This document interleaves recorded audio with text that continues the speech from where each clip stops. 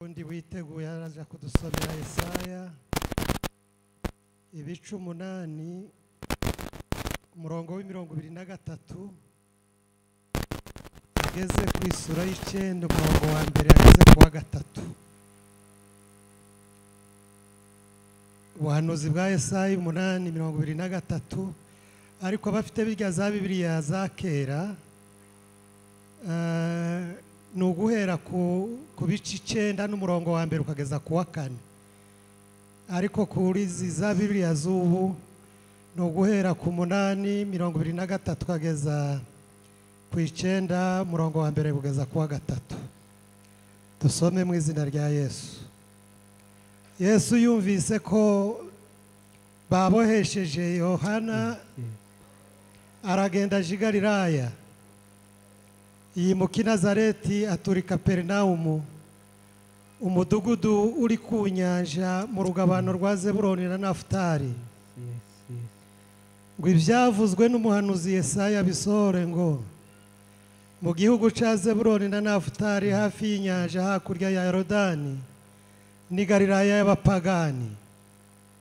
Abantu bari bicaye mu mwijima babonye umuco mwinshi, kandi abari bicaye mu gicucu c'urupfu no mu gicucu carwo bamurikirwa n'umuco. Amen. Ngaho witeguye Yesaya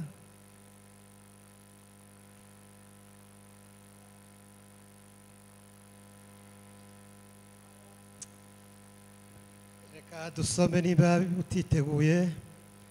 Yesaya 8:23 ariko kuba afite za Bibiliya za kera ni 9 n'umurongo wa mbere kugeza ku wa 4. Ariko ntabwire buzaba kuwahoze ari umunyamubabaro. Mu gihe cya kera yateye igisuzuguriro igihugu ca Zebuloni n'igihugu ca Nafutali, ariko muri iki cya nyuma yagiteye icubahiro ku nzira ikikiye inyanja hakurya ya Yorodani, Galilaya y'abanyamahanga. Abantu bagenderaga mu mwijima babonye umuco mwinshi. Abari batuye mu gihugu cy'igicucu c'urupfu baviriwe n'umuco. Wagwijije ishanga wabongereye ibyishimo, bishimira imbere yawe ibyishimo nk'ibyo mu isarura, k'ibyo abantu bishimye bagabanya iminyago. Kuko umutwaro wamuhekeshaga n'ingegene bamukubitaga mu bitugu, n'inkoni y'uwamutwazaga igitugu wabivunye ngo kuri wa munsi w'Abamidiyani. Amen.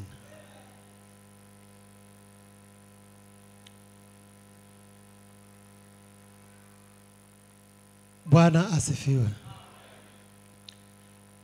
Turishimye kandi turanezerewe. Cyakora jewe ibyishimo byanje bivanzemo n'amarira, ko ndabona abo tudaherukana cyane nk'abi wacu mu karere, bigatuma ibyishimo nari mbafitiye bihindukamo amarira. Ariko mwese ndabishimiye kandi ndabakunda, no kutwiyegereza kwanyu Imana ibaduhera umugisha. Mwaradutekereje, abenshi twari tubazi, ariko hari uwo twavuganye nabira ngo sinkuzi kurantumira ntakuze, naho sanga ndamuzi kandi n'umwana kuri nyina na se. Bwana asifiwe. Sinzi nawe niba nabizi ibyo, ariko naje kumumenya cyane. Ariko nkaba niseguye kuri abi bacu, nateguye kuza kubaramusa no kubasura. Ntekereza kuko nzagera aho nshoboye kugira ngo inzangera ahubwo no mu nzu y'umuntu bavugisha iminota 5 banjane mu rundi rugo nuko, ariko banteze umutego uzatuma ntabavugisha. Ariko abo tubonaniye hano tugahana amaboko, nuko munakirira iyo ndamukanye. Bwana asifiwe. Ku wundi wa 5 zoba ndi mu giterane cy'iminsi 3, kandi kugitegura kugira ngo nzabone inyigisho zizategurwa muri iyo minsi iri munsi y'iyo minsi 3 kuko bahoza bambwira ndi kera ndi mu nzira barangora nyine karuha kemera none ga abona abi wacu mu bijombo niseguyeho kugira ngo abo tuzoza tubonanira mu biterane nuko bazanakirira iyo ndamukanyo no kubasura kandi nyine abazagirirwa amahirwe nkagera mu mago yabo uwo mwanya ubonetse nuko bazawakire gutyo. Bwana asifiwe. Uburyo bw'umwihariko nishimiye kubona Mzee Gustave nabe ngahaguruka hari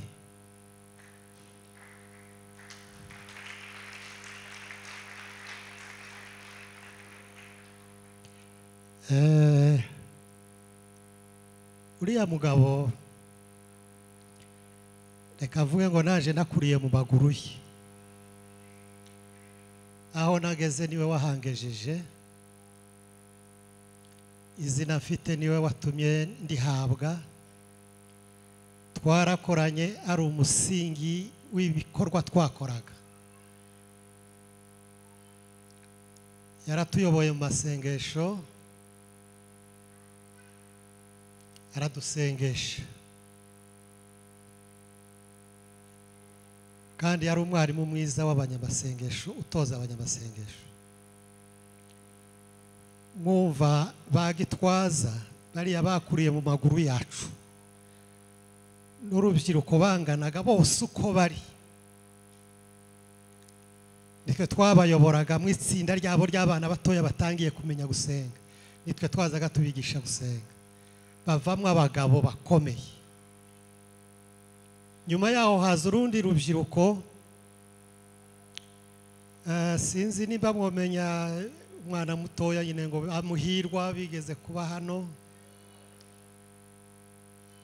bagisore abandi bankunda batware n'abandi urwo rubyiruko rwose turongera kandi turarufata turarutoza kumenya gusenga ariko cyane umwarimu wacu ari uriya mugabo tutandukana nyine muri izi zahari zimeze zitya ariko nongeye kandi kumubona numva ndabyishimiye twongeye kandi kubona n'Imana imumpera umugisha. Bwana asifiwe. Araho nkosora bukeya sinzi umusaza umwe wavuze ngo barabumwiye kuko nigiye Bukavu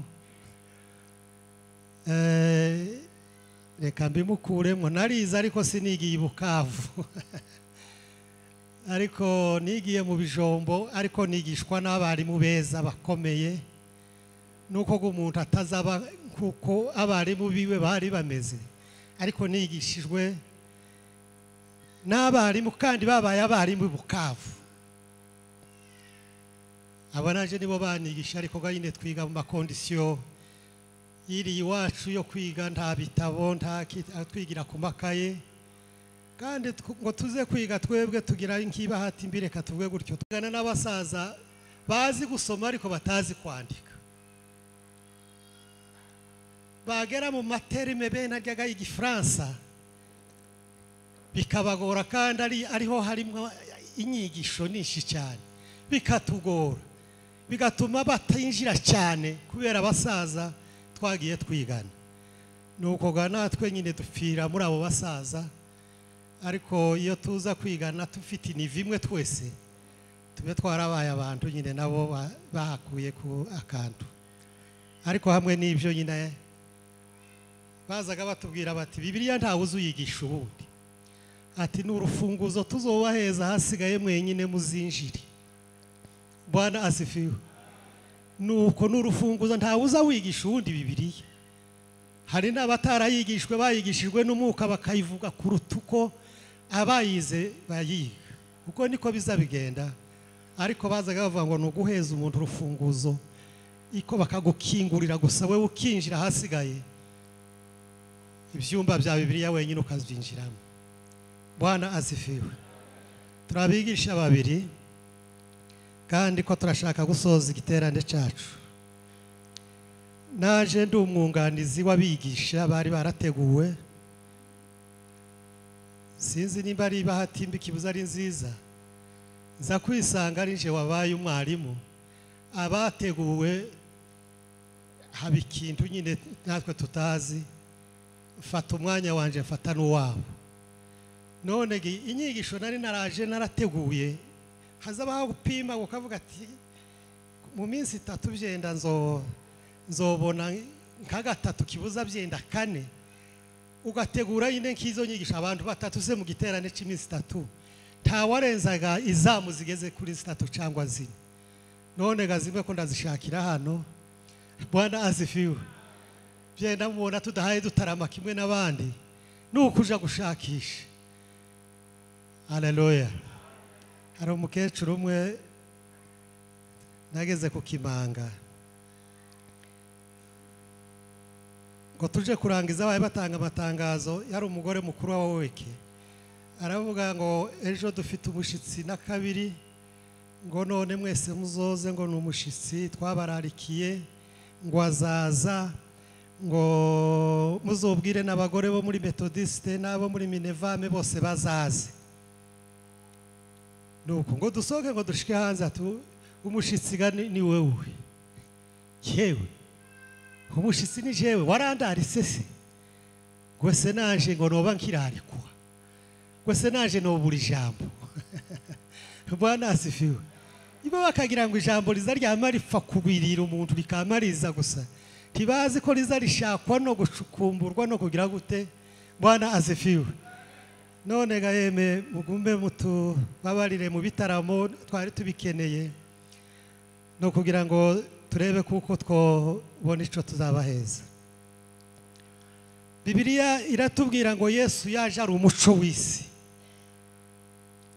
kandi katubwira ngo ni umuco waviriye mu mwijima, ngo kandi umwijima ntiwawutsinda, iwatsinda umwijima.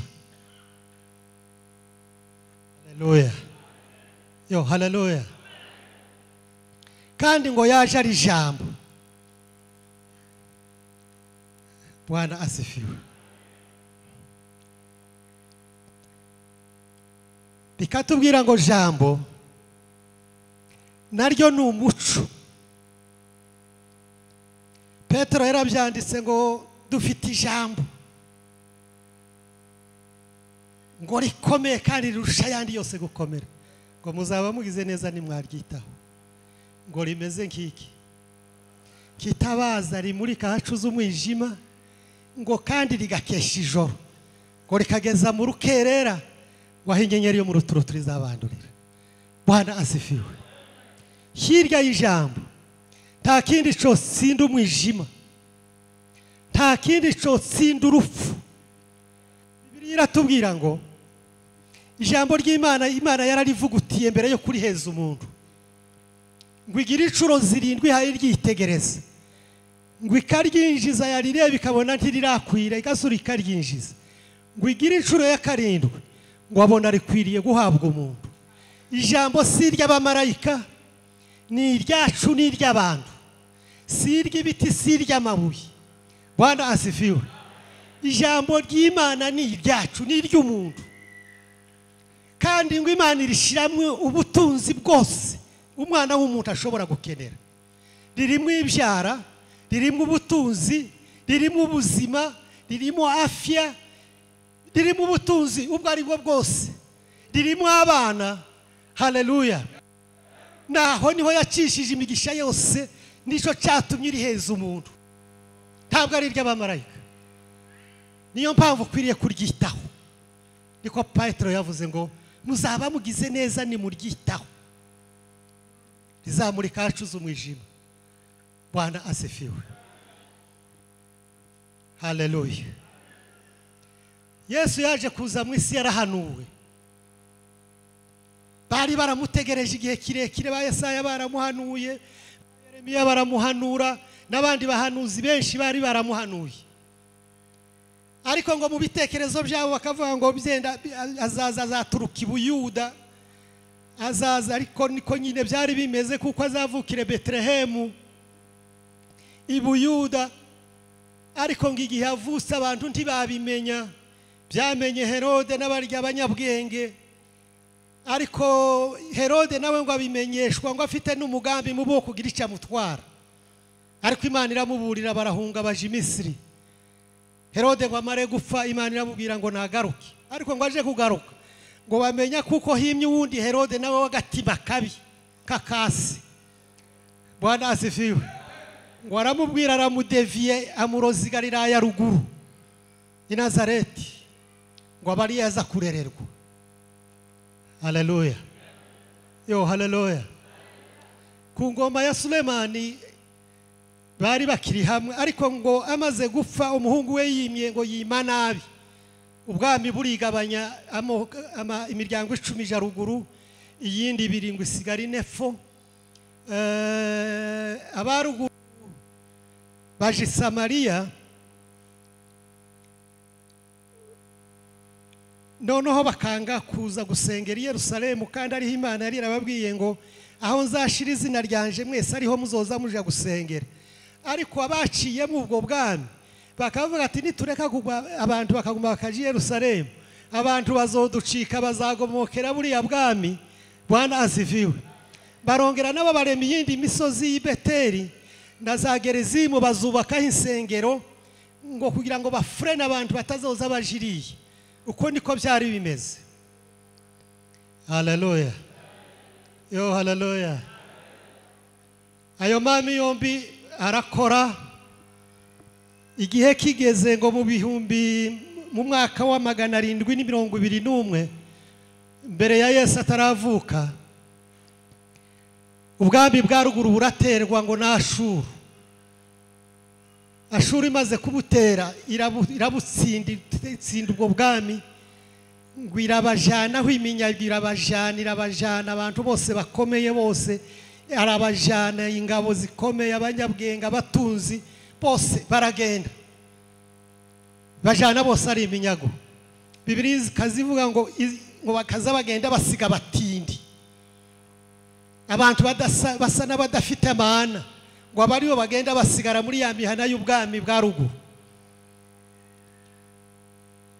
urya mwami wabanyaze ngo abajane aragenda ngo afata abandi b'ibindi bihugu arazaza kubatuza i Samariya muri ya mihana yagiye akuramwo bari akazagenda azana ibindi bihugu by'abanyamahanga abandi bantu baho aragenda ngo abatera muri cya gihugu ngo bashike baharamiriza ibigirwamana ubutaka ngo bubakira nabi ngo Imana ibasukamwe intare zirabarya zirabica zirabarimbagura basubirayo ngo baje kubwira umwami ati intare zatumaze ati nzi ibyabaye nimba tutaramenye kugenzereza imigenzo y'Imana yiriya ati none ga sinzi cyo kibazo ko cokemuka arababwira ati mwebwe nimugende murebe abatambyi mubo bazanye bajangwe ibinyago mubasubiza iriya baze kubigisha ukuntu Imana yabiziramwa nuko bazabayigenzereza nuko bafata ikindi gice cy'abatambyi barabazamura babajaniriye ngo bashike babigisha Imana ya Isirayeli ukwiza Isenga ariko n'ayamoko nayo ngo gasura kazana bya bigirwamana nabyo bakabyinjiza mu rusengero haleluya zombe zikaba zirabangikanye kandi gabari nk'abakoroni nta kuntu bangaga ku Imana ikigirwamana cinjiraho buri hanga ryaze ngo rikazana ikigirwamana cyabo Samaria yose iba ngo ibigirwamana bivanze n'Imana ya Isirayeli byose bibumucanganyiko haleluya nyuma yaho ndetse ngo baranashakana barabyarana bituma abayuda biriye pfo babanena baravuga ngo abana abanyamahanga ntibakiribo n'imvange kandi n'abantu bagiye baramye ibigirwamana niho havuye inenge y'abasamariya bazaga babanena nico bazaga babanenera nuko baramije ibigirwamana nuko bivanze n'abanyamahanga amaze abisirayeli bandi b'ibuyuda b'epfo barabanena cyane mu buryo harusha haba n'ingabano nta muntu wavaga i Galilaya ngo amene Samariya hagati mu muhana ngo agende i Yerusalemu. Yesu yigeze kubigerageza ariko ntibyakunda. Nico gihe barya bene Zebedayo bazavuga ngo reka basenga umuriro bamanukire batwike nkuko Eliya yatwise zangabo. Yesu arababwira ati soco cyazanye umwana w'umuntu. Haleluya. Yo haleluya. Aravuga ngo mwabana mwe ntimuzi umuku barimo, ntimuzi umuku barimo. Ariko umwana w'umuntu yaje gukiza abantu, ntiyaje kubarimbura. Mureke dusubireyo. Bazaga banyura hakurya ipereya bakabona kandi kugaruka Yerusalemu. Baza bava Yerusalemu bagasaba kanyuririya, ariko inzira ngufi kwari ukunyura i Samariya ine baje i Galilaya. Nuko bukeye ngo twinjiye mu ijambo. Yesu ngo amaze kumva ko Yohana urya w'umubatizi, urya waje wari integuza yiwe, ngo ntibyari ngombwa kuko bakorana nawe, ariko ngo amaze kumenya kuko bamubohesheje yageze mu buroko, kandi ngo yarazi ko atazayivamo kandi azayigwamo, ngo avi i Nazareti yo yarerewe, ngo aje i Kaperinawumu i Galilaya, muri cya gihugu cya Zabuloni na Nafutali. Bwana asifiwe. Bwana asifiwe. Abo bari abantu bari barafashwe nk'abantu bapfuye. Bazaga bavuga ngo ni Galilaya y'abapagani y'abanyabyaha. Iyo bavugaga abapagani ni ukuvuga ngo ni y'abanyabyaha. Umunsi umwe Filipo ngo abwira Natanayeli, ngaramubwira ngo wa wundi abahanuzi bahanuye noneho twamubonye, ni Yesu w'i Nazareti. Kwarambwira ati i Nazareti hari iciza cohava, hova Masiya. Mu bwami bwa ruguru hova Masiya, ntibyakunda. Undi ngo aramubwira ngo ngwino uje kureba. Ngo agiseruka ngo Yesu yamamutunguza ngo abonye umwisirayeli utagira uburyarya. Natanayeli aramubwira ati se wamenyeye ngo Filipo ataraguhamagara mukiri muri cya giti harya uri wicaye. Yo haleluya. Yo haleluya. Nari nakubonye. Ngo aravuga ngo Rabi, menye kuri Masiya Kristo mwana w'Imana. Bwana asifiwe. Yo Bwana asifiwe. Bibiliya yatubwiye ngo icyatumye aturukiriya ngo byari byarahanuwe na Yesaya. Haleluya. Ngo kuko mu gihugu cya Nafutali na Zabuloni, igihugu ngo kiri mu gicucu c'urupfu, mu Galilaya y'abapagani, abantu bari baratwikiriwe n'umwijima, haravuga ngo babonye umuco. Aho niho Yesu yatangiriye umurimo wiwe, ahavugira ubutumwa bwiza. Bwana asifiwe. Hari ijambo twushirijeho hariya ngo inkoni y'uwamutwazaga igitugu ngo wayivuniye nko kuri wa munsi w'Abamidiyani. Uyu munsi w'Abamidiyani nawo Imana nidufasha tuzawugeraho. Haleluya. Hari uduterime tw'igifaransa nza nkunda ko gusoma. Uyu munsi ngo ni victoire sans combat. Umunsi w'Abamidiyani ngo nta ntambara yahabaye ariko habaye insinzi. Bwana asifiwe. Aravuga ngo azatsinda umwijima atamenya amaraso. Ni intambara y'ubutumwa bwiza ntizimena amaraso. Nico cyaza kivuga ngo muri abana b'inkuba, mureke bariya bose abasamariya tuzabagaruza neza, tuzabagaruza ubutumwa bwiza, tuzabakura muri kiriya gicucu c'urupfu, tuzabakura hariya mu gisuzuguriro, tuzabakura mu gitusi. Aravuga ngo tuzabaremera ibyishimo biruta ibyishimo byo mu muntu w'isarura. Haleluya. Yo haleluya. Yo haleluya. ko niko byagenze Yesu ngo avuge ubutumwa bwiza nimba muhaye mubona isi yose yarakwiriye ubutumwa bwiza n'abagabo 12 b'igalilaya y'abapagani nibo bakwije umuco mu isi yose nibo ubutumwa bwiza bwarageze hano bwavuye ahantu habi ahantu hari igisuzuguriro ahantu yaravuze ngo abahoraga mu gisuzuguriro cyo gutukwa no kwangwa abo ngabo tuzabaremera ibyishimo bidakomeye. Haleluya. Reka mbabwire ngo ku munsi wa none hariho victoire sakomba ni wakira ubutumwa bwiza nta kindi cyazanyira ijambo nasenze Imana ngo Mana ubwo abanyekenya banifuje umpeze kuzababera umugisha. Bwana asifiwe.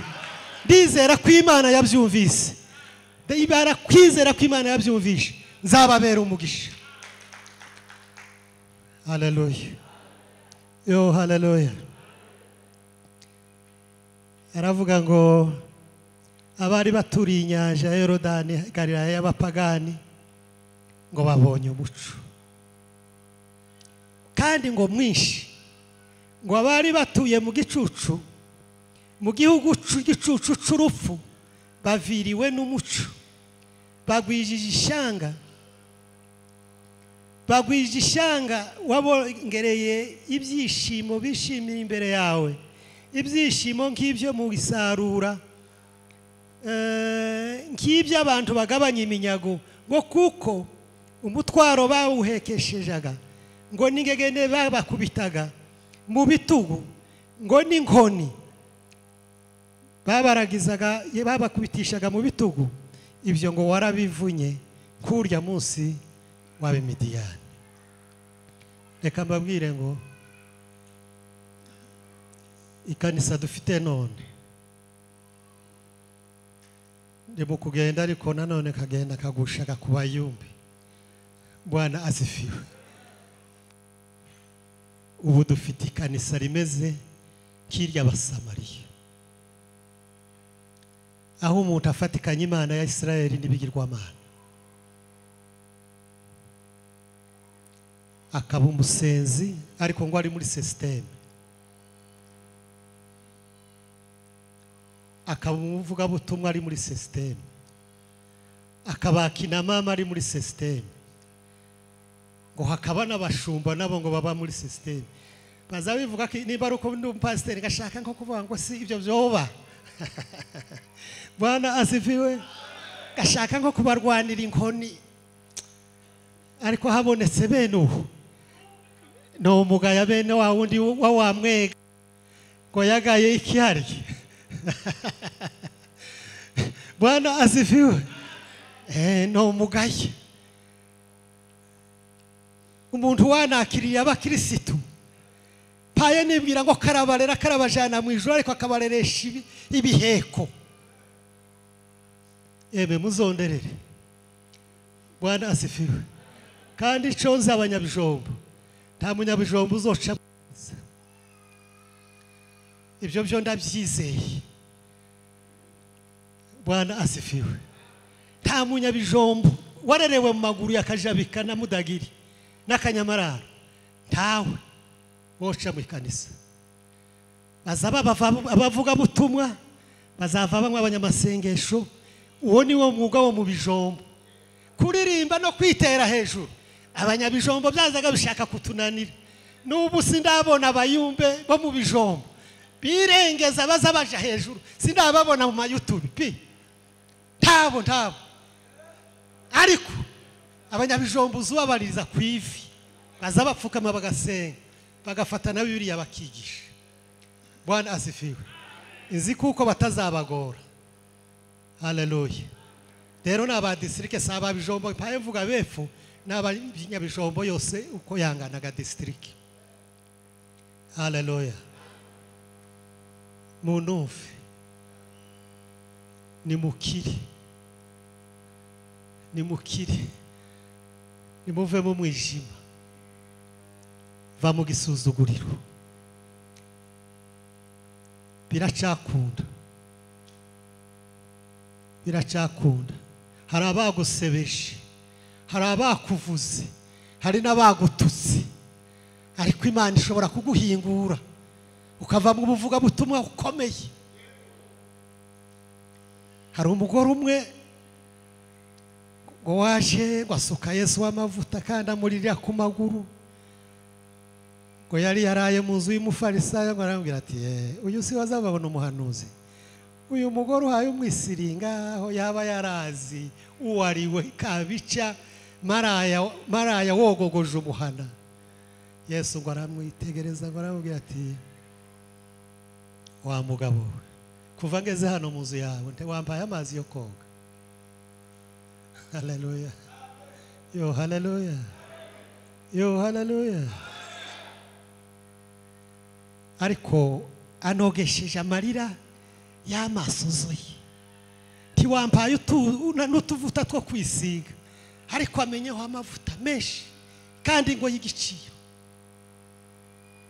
Waramubwira ngo yamamucira umugani ngo hariho ngo abagabo babiri ngo babakaba mu mwenda wa shebuja, ngo umwe akaba mu 500, undi akaba muri 500.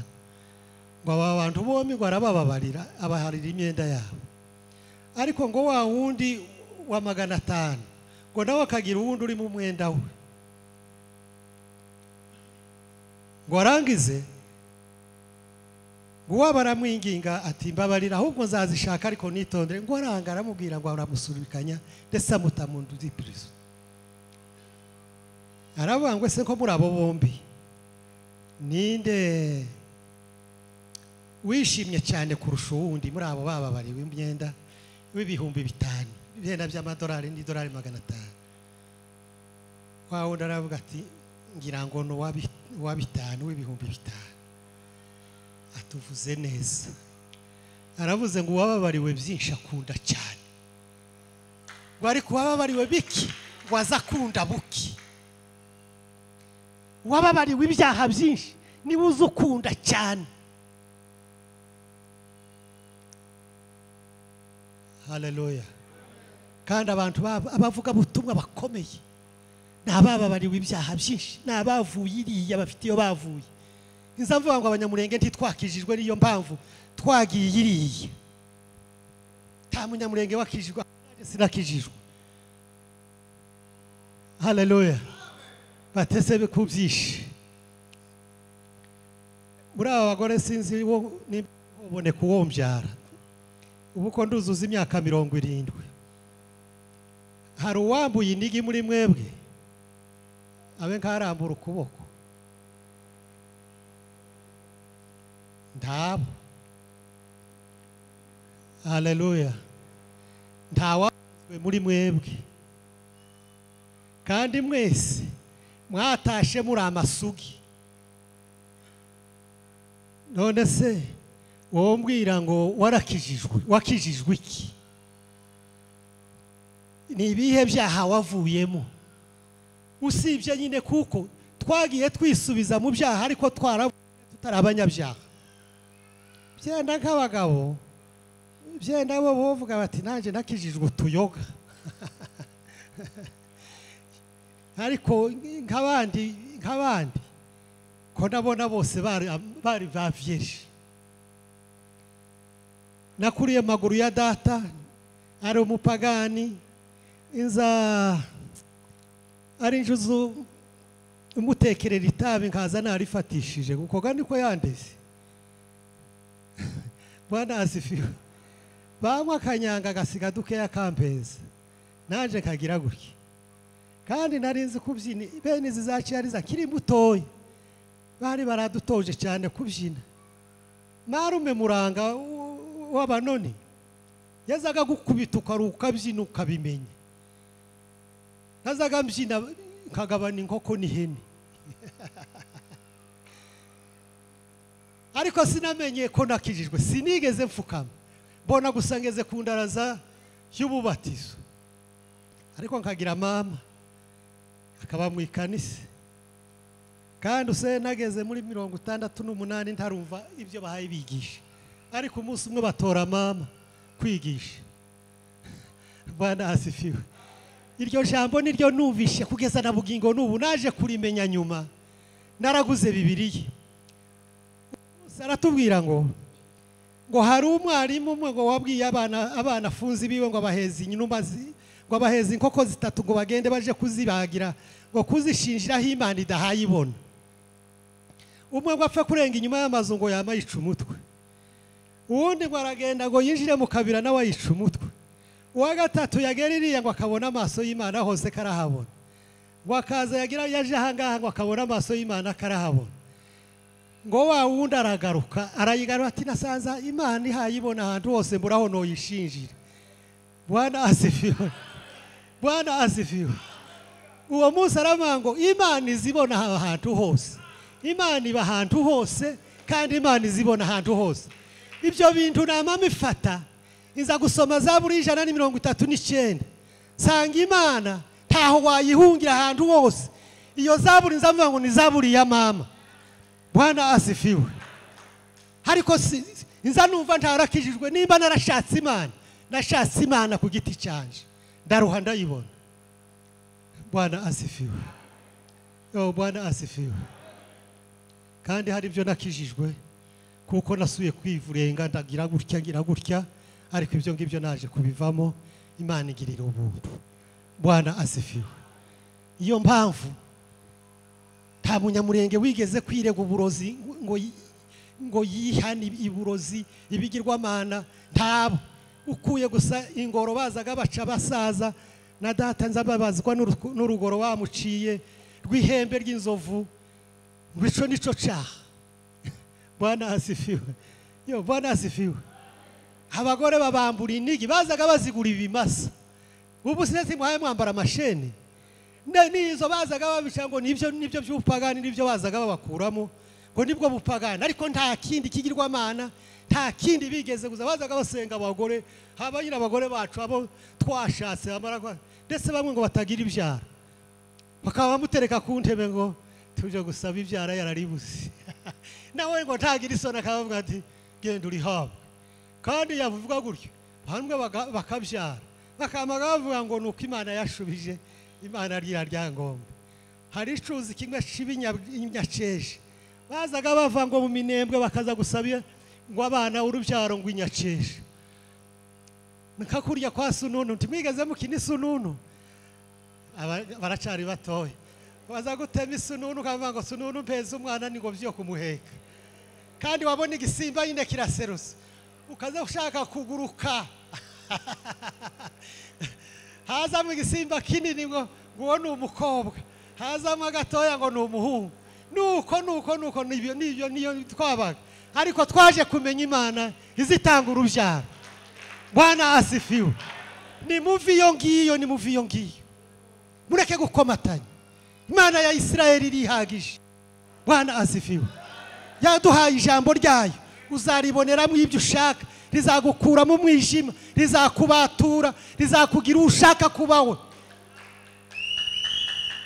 kuko ni wewe Imana yarihaye ni wewe yaryohereje Imana idufashe mwabaririmbyi mwe mwabakorari mwe mwabagabo mwe mwabasizi mwe mwabagabo mwabashumba mwe Imana yaritanze irifitemo byose rizakuyobora kandi rizaduhurusa mu ijuru ngaho Imana nidufashe amen.